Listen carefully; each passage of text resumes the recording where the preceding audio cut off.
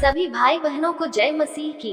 आज की कहानी पर जाने से पहले आप सबसे निवेदन है कि आप इस चैनल को लाइक, सब्सक्राइब और बेल आइकन को दबा लीजिए ताकि आगे आने वाली सभी वीडियो का नोटिफिकेशन आपको समय पर मिलता रहे। धन्यवाद। आज की कहानी एक ऐसे भविष्यवक्ता के विषय में है जिसकी भविष्यवाणी सत्य होती है। जी हाँ, हम बात कर रहे एलीशा भविष्यवक्ता के विषय में, जिसने भयंकर अकाल के समय भविष्यवाणी की थी, जो अंत में परमेश्वर की ओर से सत्य हुई। परमेश्वर का वचन सत्य है। एक लेखक ने सही लिखा, तेरी सब आज्ञाएं सत्य हैं। यूहन्ना में यीशु ने अपनी प्रार्थना में कहा, तेरा वचन सत्य है। तो आज की यह कहानी परमेश्वर के सत्य वचन को दर्शाएगी। आज की ये कहानी 2 राजाओं की किताब के 6 अध्याय के 24 वचन से शुरू होकर 7 अध्याय के 20 वचन पर समाप्त होती है, जिसका आरंभ इस वचन से होता है। परंतु इसके बाद अराम के राजा बेन्हदद ने अपनी समस्त सेना इकट्ठी करके शोम्रोन पर चढ़ाई कर दी और उसको घेर लिया। वचन 23 के अनुसार इसके बाद अराम के दल इस्राएल के देश में फिर न आए, अर्थात बीच के समय जो शांति बनी थी वह ये नहीं पता कितने दिनों के लिए थी। अराम के राजा बेन्हदद ने अपनी समस्त सेना को लेकर इजराइल पर आक्रमण शुरू कर दिया और उसकी सेना धीरे धीरे शोम्रोन नगर तक पहुंच गई, जहां राजा का राजमहल था। इस समय इजराइल का राजा योराम राजगद्दी पर बैठा था, जो कि राजा आहाब और इजेबल का पुत्र था। तब योराम डर गया, क्योंकि दुश्मन सेना की संख्या अत्यधिक थी, जबकि इजराइल की सेना की संख्या उनकी तुलना में नाम मात्र थी। योराम उनसे लड़ने को नहीं गया, बल्कि उसने अपने आप को और पूरे नगर के लोगों को राजधानी के भीतर ही बंद कर लिया। दुश्मन सेना ने शोम्रोन नगर को चारों ओर से घेर कर घेराबंदी कर दी, जिससे बाहर से आने वाले भोजन के खाद्य पदार्थ बंद हो गए। शोम्रोन शहर लंबे समय से अरामी सेना से घिरा रहा, जिसके कारण तब शोम्रोन में बड़ा अकाल पड़ा, और वह ऐसा घिरा रहा कि अंत में एक गधे का सिर चांदी के 80 टुकड़ों में और कब की चौथाई भर कबूतर की बीक 5 टुकड़े चांदी तक बिकने लगी। उस घेराबंदी के दौरान नगर के रहने वाले लोगों को खाने के लाले पड़ गए। इस दौरान दिन और हफ्तों बीतने के बाद लोग हताश हो गए। नगर वासियों के पास खाने के लिए कुछ भी ना बचा था। उनके सभी शुद्ध प्रजाति के जानवर भी भोजन के खाने में मारे डाले गए होंगे। और वचन कहता है, अंत में गधे का सिर भी बिकने लगा, क्योंकि शहर में बड़ा अकाल पड़ा था।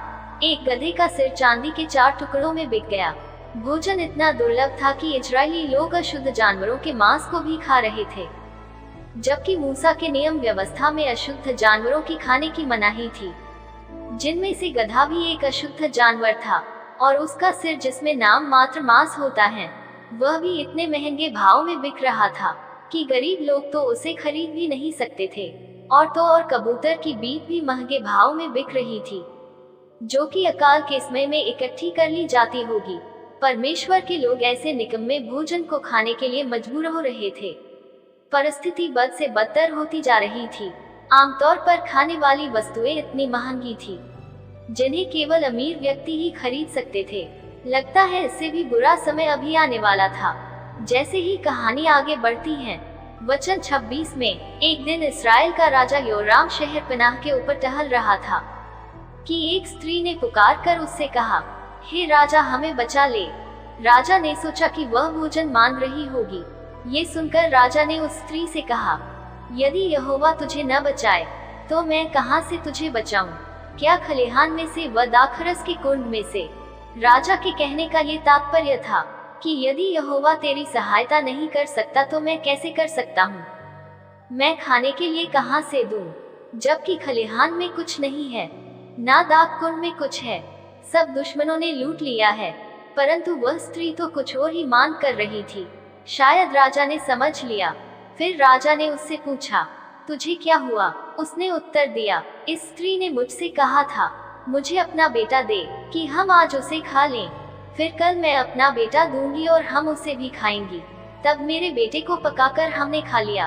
फिर दूसरे दिन जब मैंने इससे कहा कि अपना बेटा दे कि हम उसे खा लें, तब इसने अपने बेटे को छिपा रखा। परमेश्वर के लोगों, आदम को खाने का ये पहला विवरण है। आप लोगों ने कभी सोचा है इतनी भयानक त्रासदी का कारण क्या होगा, जहां एक माँ अपने ही बच्चों को मारकर खा रही हो? जहाँ पर अकाल, घेराबंदी और हर चीज की कमी हो रही। इन सब परिणामों का मुख्य कारण पाप था। हाँ जी, केवल और केवल पाप, जिसमें मूर्ति पूजा भी थी। इजरायली लोग परमेश्वर की वाचा को अपने साथ नहीं रख पाए। मूसा ने पहले ही चेतावनी दी थी।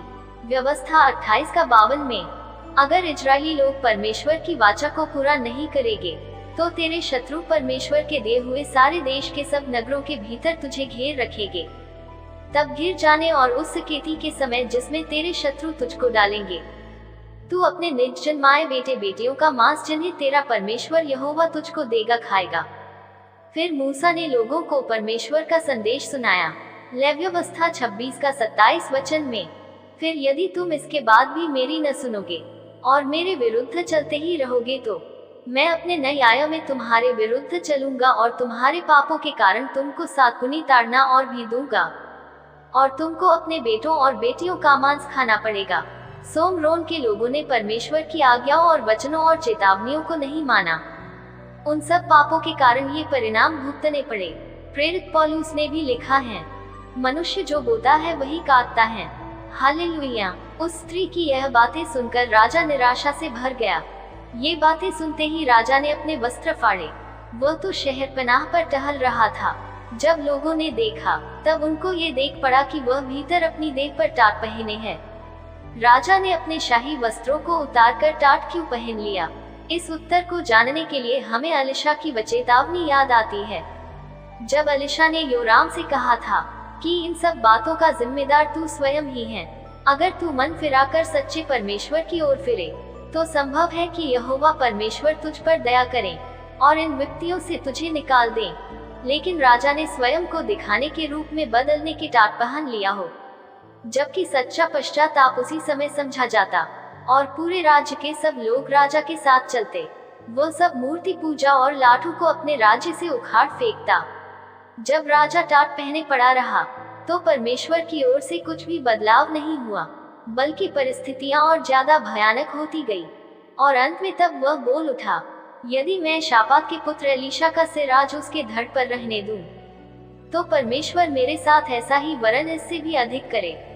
आपको ज्ञात है, यही बात उसकी माँ इजेबल ने एलियाह भविष्यवक्ता के खिलाफ कही थी। इस समय पूरे इजराइल में एलीशा ही पूरी तरह से निर्दोष और परमेश्वर का सच्चा सेवक था। राजा समझ बैठा कि इस सारी समस्या की जड़ एलीशा ही है। इस्राएल का राजा इतना परेशान हो गया कि उसने परमेश्वर के भविष्यवक्ता एलीशा को मारने के लिए एक जल्लाद को उसके घर भेज दिया। एलीशा अपने घर में बैठा हुआ था और पुरनिये भी उसके संग बैठे थे। तब उस दूत के पहुंचने से पहले उसने पुरनियों से कहा, देखो, इस खूनी के बेटे ने किसी को मेरा सिर काटने को भेजा है। इसलिए जब वह दूत आए तब किवाड़ बंद करके रोके रहना। क्या उसके स्वामी के पांव की आहट उसके पीछे नहीं सुन पड़ती? वह उनसे ये बातें कर ही रहा था कि दूत उसके पास आ पहुंचा और राजा कहने लगा, यह विपत्ति यहोवा की ओर से है। अब मैं आगे को यहोवा की बाट क्यों जोहता रहूं? राजा के कहने का अर्थ ये था कि इस सारी परेशानी का जिम्मेदार यहोवा है, इसमें हमारा कोई पाप नहीं है। एलीशा, तुमने कहा था कि यहोवा तुम लोगों को छुड़ा लेगा, लेकिन हालात तो इससे ज्यादा बदतर होते जा रहे हैं। अब मैं वह धीरज नहीं रख सकता। अब तो मैं तेरा सिरधड़ से अलग ही करूँगा। इस समय सारा माहौल खतरे में था। एलीशा वहाँ से भाग भी नहीं सकता था। तो एलीशा करे तो क्या करे? अगर थोड़ी देर एलीशा नहीं बोल पाता तो राजा शायद उसको जान से मार ही डालता। तब एलीशा ने फुर्ती से राजा से कहा, यहोवा का वचन सुनो। यहोवा यूं कहता है, कल इसी समय सामरिया के फाटक पर 1 मन मैदा 1 शेकेल में और 2 मन जौ 1 शेकेल में बिकने लगेगा। एलीशा ने यहोवा की ओर से एक भविष्यवाणी सुनाई जो कि बिल्कुल असंभव लग रही थी। एलीशा कह रहा था कि 24 घंटे में ये सारी समस्या समाप्त हो जाएगी, परंतु राजा के हाकिम ने अविश्वास से एलीशा को उत्तर देकर कहा, सुन, चाहे यहोवा आकाश के झरोखे खोले तो भी क्या ऐसी बात हो सकेगी? एलीशा ने उसको कहा, सुन, तू यह अपनी आंखों से तो देखेगा, किंतु उस अन्न में से कुछ खाने न पाएगा। यद्यपि राजा ने इस्राएल और सामरिया पर आई विपत्ति के लिए यहोवा को दोषी ठहराया, फिर भी परमेश्वर के पास राजा और राष्ट्र के लिए एक अच्छा वचन था। एलीशा के माध्यम से परमेश्वर का वादा था कि 24 घंटों में सामरिया में आर्थिक स्थिति पूरी तरह से उलट जाएगी। कमी के बजाय इतनी प्रचुरता होगी कि शहर में खाद्य पदार्थों की कीमतें मौलिक रूप से गिर जाएंगी। आमीन। सोमरोन फाटक के द्वार पर 4 कोढ़ी बैठे थे। वे एक दूसरे से कहने लगे, हम मरने तक यहाँ क्यों बैठे रहें? यदि हम नगर में प्रवेश करें तो नगर में अकाल पड़ा है, तो हम वहाँ भी मरेंगे, और अगर हम यहाँ बैठे तो भी मरेंगे। इसलिए अब हम अरामियों की सेना के सामने समर्पण कर दें। यदि वे हमें जीवित रखेंगे तो हम जीवित रहेंगे, और यदि वे हमें मार डालें तो हमें तो वैसे भी मरना ही है। और वे सांझ के समय अरामियों की छावनी में जाने को उठे। जब वे अरामियों की छावनी के बाहर पहुंचे तो उन्हें आश्चर्य हुआ कि वहां कोई नहीं था, क्योंकि यहोवा ने अरामियों की सेना को रथों और घोड़ों का शब्द अर्थात बड़ी सेना का शब्द सुना दिया था। इसलिए वे आपस में कहने लगे, देखो, इस्राएल के राजा ने हम पर आक्रमण करने के लिए हित्तियों और मिस्रियों के राजाओं को वेतन पर बुलाया है। इसलिए वे उठे और गोधूली के समय भाग गए। उन्होंने डेरों, घोड़ों और अपने गधों को वहीं छोड़ दिया था, और वे अपना प्राण बचाकर सिमरोन से भाग गए। जब वे कोढ़ी अरामियों की छावनी में आए, तब वहां एक डेरे में घुसकर खाया पिया, और उसमें से सोना, चांदी और वस्त्र ले जाकर छिपा दिया। तब वे लौटकर दूसरे तंबू में गए, और वहां से भी कुछ ले जाकर छिपा दिया।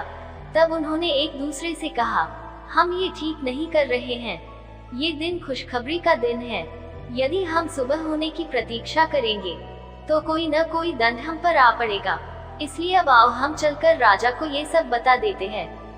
तब उन्होंने जाकर नगर के द्वारपालों को बुलाया और उनसे कहा, हम अरामियों की छावनी में गए थे, और आश्चर्य की बात है कि वहां एक भी मनुष्य न था, केवल घोड़े और गधे बंधे थे, वरन तंबू भी खाली पड़े थे।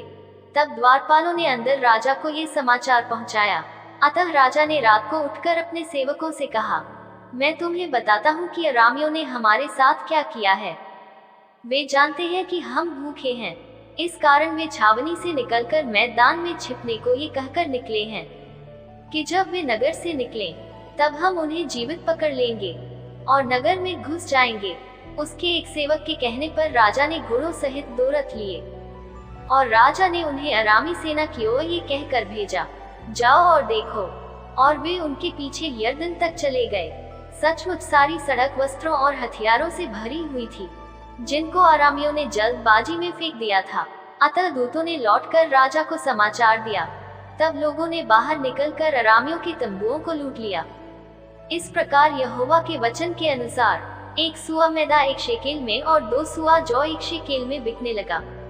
तब राजा ने उस हाकिम को, जिस पर उसका भरोसा था, फाटक का अधिकारी नियुक्त कर दिया। परंतु लोगों ने उसे फाटक में रौंदा और वह मर गया, जैसा अलीशा ने कहा था। तुम इसे अपनी आंखों से तो देखोगे, परंतु उसमें से कुछ न खा सकोगे। और उसके साथ वैसा ही हुआ, और लोगों ने उसे फाटक में रौंदा और वह मर गया। उस अधिकारी के विषय में भविष्यवाणी और सामरिया के बाजारों में भोजन की कीमतों के बारे में भविष्यवाणी, दोनों ही सत्य साबित हुई। अपने अविश्वास के कारण उसने दूसरों को परमेश्वर के आशीर्वाद का आनंद तो लेते देखा, परंतु वह स्वयं परमेश्वर की आशीष से वंचित रह गया। इस कहानी से हमें ये शिक्षा मिलती है, हमें हमेशा पाप से दूर रहना। परमेश्वर जो भी करता है वह अच्छा ही करता है। इसके साथ कहानी से यह शिक्षा भी मिलती है कि मनुष्य के जीवन में जो कुछ भी अच्छा बुरा होता है, उससे दुखी एवं निराश नहीं होना चाहिए। इसमें भी कहीं न कहीं अच्छाई छिपी रहती है। धन्यवाद। हालेलुया। सबको जय मसीह की।